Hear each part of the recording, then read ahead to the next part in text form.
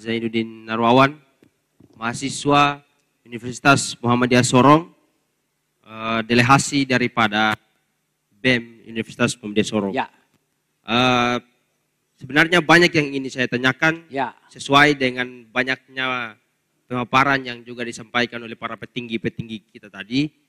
Nah, namun hanya ada beberapa yang kemudian saya soroti. Ya, singkat yang padat. pertama, kepada Bapak PJ Wali Kota Sorong. Ya. Yang kemudian berbicara terkait pembangunan maupun infrastruktur yang kemudian disampaikan. Akan tetapi kalau kita melihat secara teknis bahwasanya tidak secara menyeluruh atau menyentuh sampai kepada sendi-sendi terkecil daripada substruktur masyarakat.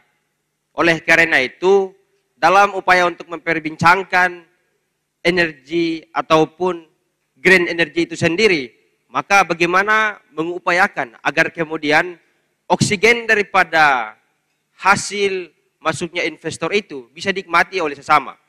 Semua masyarakat baik lapisan atas maupun lapisan bawah. Agar kemudian tidak menimbulkan kerusakan-kerusakan hutan baik di dalam kota maupun di pedesaan-pedesaan kecil. Itu yang pertama yang harus dicatat. Yang kedua, persoalan keamanan. Yang saya soroti ada bagian Bapak-Bapak TNI maupun Kapolres yang tadi sudah mempresentasikan berbagai macam upaya-upaya yang dilaksanakan untuk mensterilkan Kota Sorong. Terima kasih. Akan tetapi, baik daripada bulan sebelum-sebelumnya, kita sudah menemui berbagai macam daripada tingkat kriminalitas yang kemudian terjadi di Kota Sorong. Yang pertama, angka begal yang kemudian meningkat, yang kemudian sampai hari ini menjadi ketakutan masyarakat untuk kemudian berkeliaran sampai tengah malam. Bahkan pada kompleks-kompleks tertentu, ada upaya-upaya tertentu yang kemudian belum dilaksanakan, sehingga upaya untuk memberantas begal itu belum secara totalitas terjadi di Kota Sorong. Sehingga keamanan yang seharusnya dijaga, malah menjadi salah satu ambiguitas untuk anggota keamanan itu sendiri. Ya. Nah, itu ya. Ya. Kemudian yang kemudian menjadi pesan daripada pertanyaan saya adalah green energy tidak hanya membahas terkait bagaimana infrastruktur masuk ke dalam daerah, tapi green energy juga membahas terkait bagaimana pengisian oksigen kepada seluruh masyarakat yang ada di wilayah sekitar. Demikian pertanyaan saya. Terima kasih. Wassalamualaikum warahmatullahi wabarakatuh. Ya, terima kasih. Mas apa tadi? Dari Universitas Muhammadiyah ya. Dari Universitas Muhammadiyah. Baik, perlu saya sampaikan bahwa memang ada beberapa kejadian terkait begal, namun tidak terlalu signifikan. Malah justru yang banyak terjadi di Kota Sorong ini adalah curanmor. Oh, curanmor Pak ya. Betul. Ini terjadi karena memang seperti kita ketahui bahwa teori tindak pidana itu kan ada kesempatan, ada niat. Nah, kemudian manakala kesempatan dan niat itu terjadi ataupun bisa, itu karena ada kelengahan daripada si empunya sepeda motor itu tadi. Jadi rata-rata seperti itu, mungkin lupa cabut kunci atau mungkin double kunci dan lain sebagainya. Ini terjadi. Namun demikian kita tetap berusaha ya. Terima kasih tadi sudah memberikan kritik kepada kami terkait kriminalitas di Kota Sorong. Kita juga sudah berupaya, bahkan kemarin kita sudah menangkap juga beberapa tersangka curanmor dengan barang bukti sepeda motor juga lumayan banyak. Nanti akan kita rilis dan akan kita sampaikan pada rekan-rekan media. Memang saat ini belum kita rilis karena memang harus bersamaan dengan kejadian-kejadian yang lain, supaya kemarin kayak seperti pembunuhan yang kita sudah ungkap dan juga pengejaran terkait pembakaran wanita yang di Kilo 9 itu nanti kita akan kita rilis semuanya untuk kejadian-kejadian tadi. Ke depan kita akan evaluasi terus tiap hari dan juga tiap minggu terkait kriminalitas yang ada.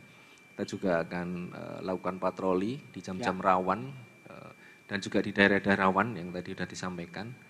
Ini juga informasi dari masyarakat juga, dan juga Babin Kamtipmas menginformasikan ke kami juga terkait daerah-daerah rawan pun waktu-waktu yang rawan. Kita nanti akan maksimalkan, kita akan optimalisasi terkait waktu maupun daerah-daerah yang rawan begal maupun curanmor.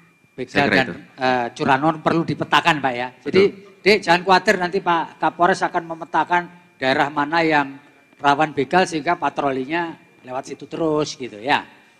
Dan satu lagi ya, soal tadi green energy ya. Betul?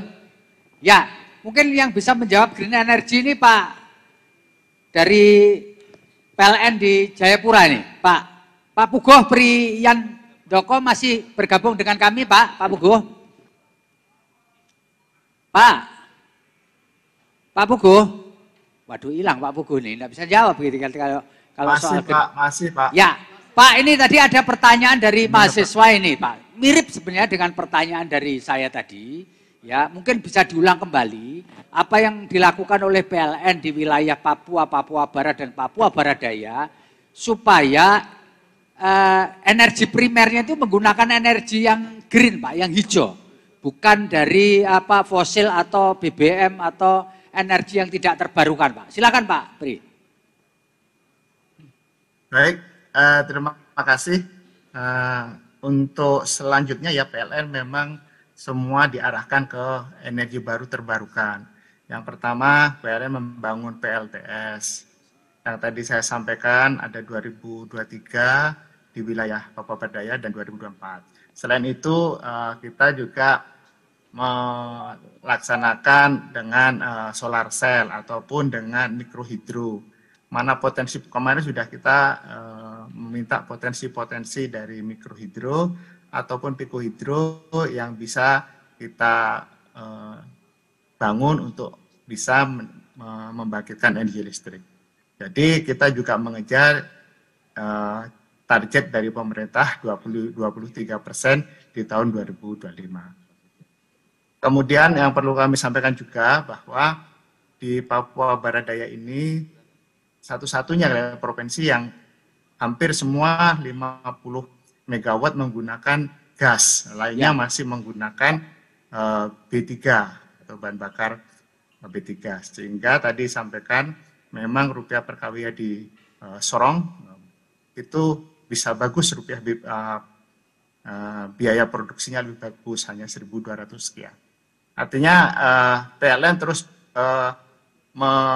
melaksanakan itu dan kemarin juga ada beberapa daerah yang memang ini istilahnya mengakuisisi yang dijelaskan oleh baik itu oleh pemerintah nanti bisa dikelola oleh PLN sehingga pemerintah bisa menghemat kegiatan-kegiatan pembangkitan energi listrik. Selain itu juga ada excess power yang sudah dibagikan dari energi baru terbarukan, PLN bisa membeli secara sesuai dengan tarif yang telah ditentukan secara MOU. Saya kira itu Pak.